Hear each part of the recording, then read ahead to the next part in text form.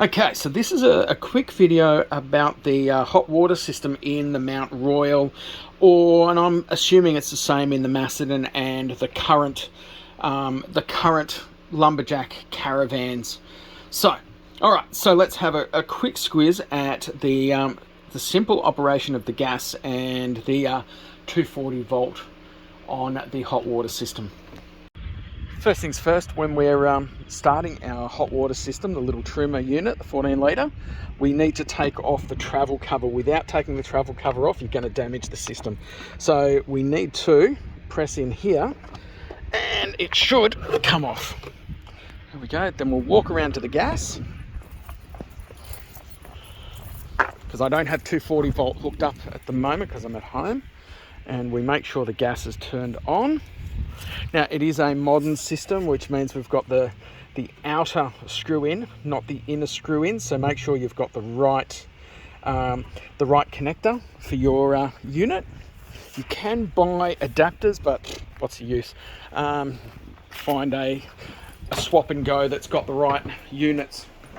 Okay, so we will want to, for the first time using, turn on the gas to essentially bleed any air out. So you would turn on one of your hot water burners here, and let it run for a couple of minutes, then turn it off, and you should have cleaned out all of the air out of the gas. So, and you do the same thing if you're going to change your bottle over. You can just turn your bottle on for, say, 10 minutes if you wanted to as well, if you didn't need hot water straight away. Next, what you're going to do is you're going to go over to the bathroom, and you're going to turn your hot water, so move it to the hot position and turn that on. Essentially what you're doing is you're bleeding water out of the system. You're bleeding air out. So that's now running okay. There's no gushing or anything.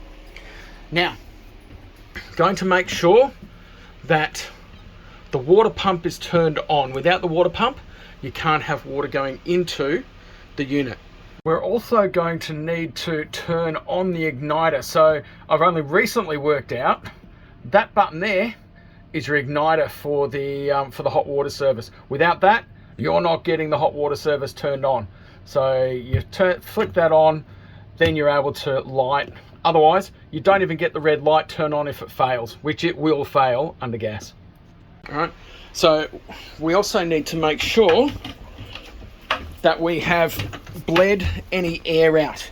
So this here is your safety relief, all right? So we're going to make sure that there's water coming out. See, there's water coming out of there.